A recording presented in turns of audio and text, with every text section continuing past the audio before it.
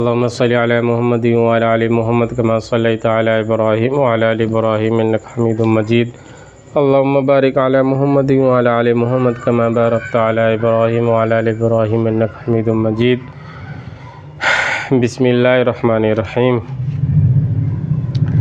دوستو، رمضان کا مبارک مہینہ جو ہے گزر چکا اور ہم سب کے درمیان سے رمضان مبارک گزر چکا چلے گیا، اور اللہ کرے جو ہم سے غلطی کوتاہی ہو اللہ پاک معاف فرمائے، اور آئندہ سال ہم کو رمضان کا مبارک مہینہ نصیب فرمائے اور جو ہے اس کی قدر کرنے کی توفیق عطا فرمائے. دوستو، میں نے سوچا رمضان مبارک کا مہینہ گزر چکا ہے تو اب جو ہے حج کا موسم آئے گا تو فضائل حج میں سے پڑھا جائے، جہاں سے میں نے چھوڑا تھا پچھلا جہاں پر، تو اس کے آگے سے میں پڑھتا ہوں. اس میں جو ہے فضائل حج میں واقعات پہ ہوں، جو اللہ والے کے واقعات ہیں جو حج کرنے گئے، اور حج کے درمیان کے جو واقعات ہیں وہ دل کو چھو جانے والے واقعات ہیں. وہ واقعات ایسے ہیں کہ جب ہم اس کو سنیں گے تو ہمارے اندر بھی حج کرنے کا شوق اور ایمانی ولولہ جو ہے بڑھے گا. اللہ پاک ہم سب کو کہنے سننے زیادہ عمل کرنے کی توفیق عطا فرمائے. تو میں فضائل حج میں سے پڑھنے جا رہا ہوں. بسم اللہ الرحمن الرحیم. حضرت لیث بن سعد رحمۃ اللہ علیہ کہتے ہیں کہ میں سن 113 ہجری میں پیدل حج کو گیا. جب میں مکہ مکرمہ پہنچ گیا تو عصر کی نماز کے وقت جبل ابو قبیس پر چڑھ گیا. وہاں میں نے ایک صاحب کو بیٹھے دیکھا کہ وہاں دعا مانگ رہے ہیں، اور یا ربی اتنی مرتبہ کہا کہ دم گھٹنے لگا. پھر انہوں نے یا رباہ اسی طرح کہا کہ دم گھٹنے لگا. پھر اسی طرح یا اللہ کہتے رہے کہ دم گھٹنے لگا. پھر اسی طرح یا حیو لگاتار کہتے رہے. پھر اسی طرح یا رحمانو، پھر یا رحیم اس طرح کہا کہ دم گھٹنے لگا. پھر یا ارحم الراحمین بھی اسی طرح کہا کہ 7 مرتبہ دم گھٹنے لگا. اس کے بعد وہ کہنے لگے یا اللہ میرا انگوروں کو جی چاہ رہا ہے، وہ عطا فرما، اور میری چادریں پرانی ہو گئی. لیث کہتے ہیں کہ خدا کی قسم ان کی زبان سے یہ لفظ پورے نکلے بھی نہیں تھے کہ میں نے ایک ٹوکری انگوروں سے بھری ہوئی رکھی دیکھی، حالانکہ اس وقت روئے زمین پر کہیں انگوروں کا نشان بھی نہ تھا، اور 2 چادریں رکھی ہوئی دیکھی. انہوں نے انگور کھانے کا ارادہ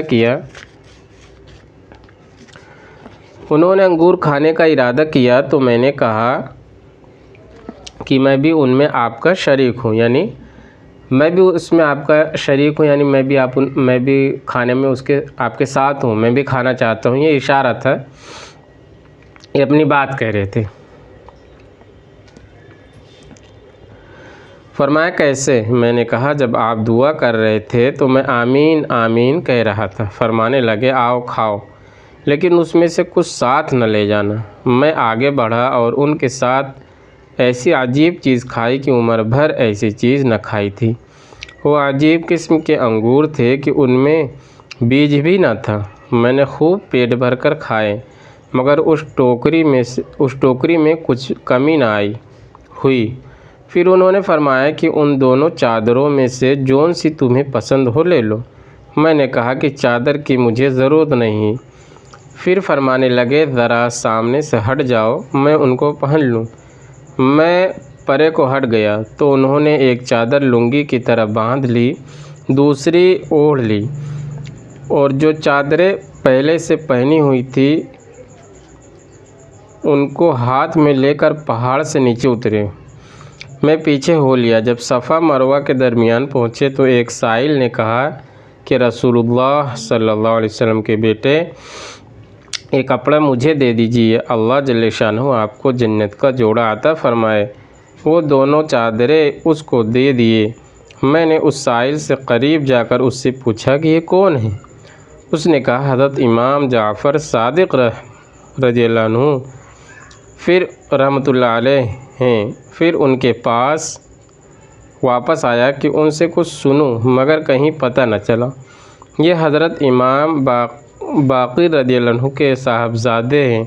حضرت امام مالک رحمۃ اللہ علیہ فرماتے ہیں کہ بارہا ان کی خدمت میں حاضر ہوا، میں نے ہمیشہ 3 عبادتوں میں سے کسی نہ کسی مشغول پایا، نماز یا تلاوت یا روزہ۔ یعنی جب بھی ان کے پاس ملاقات کے لیے آتے ان کو 3 چیزوں میں مشغول پاتے تھے، فری نہیں ہوتے تھے، وہ 3 چیزوں میں مشغول ہوتے تھے۔ وہ 3 چیزیں کون سی تھی؟ نماز، تلاوت، نماز یا نماز پڑھتے رہتے یا قرآن پاک کی تلاوت کرتے رہتے یا روزے کی حالت میں ہوتے تھے، اور بغیر وضو کے حدیث نقل نہ کرتے تھے۔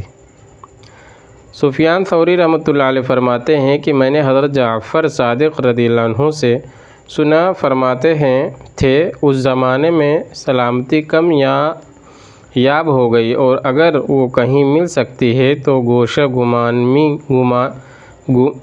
گمنامی میں، اور اگر اس میں نہیں یعنی میسر نہ ہو سکے تو پھر یکسوئی اور تنہائی میں تلاش کی جائے، لیکن تنہائی گمانی کے برابر نہیں ہو سکتی، اور اگر وہاں بھی نہ ہو سکے تو پھر چپ رہنے میں، اور چپ رہنا تنہائی کے برابر نہیں کر سکتا، اور اگر خاموشی میں بھی نہ ہو سکے تو سلف صالح کے کلام میں، اور سعید شخص وہ ہے جو اپنے نفس میں خلوت اور یکسوئی پائے۔ حضرت جعفر رضی اللہ عنہ اپنے باپ دادا کی روایات سے حضور صلی اللہ علیہ وسلم کا ارشاد نقل کرتے ہیں کہ جس شخص پر اللہ جل شانہ کا کوئی انعام ہو اس کو ضروری ہے کہ اس کا شکر ادا کرے، اور جس پر رزق کی تنگی ہو وہ استغفار کی کثرت کرے، اور جس کو کوئی پریشانی لاحق ہو لا حول پڑھا کرے۔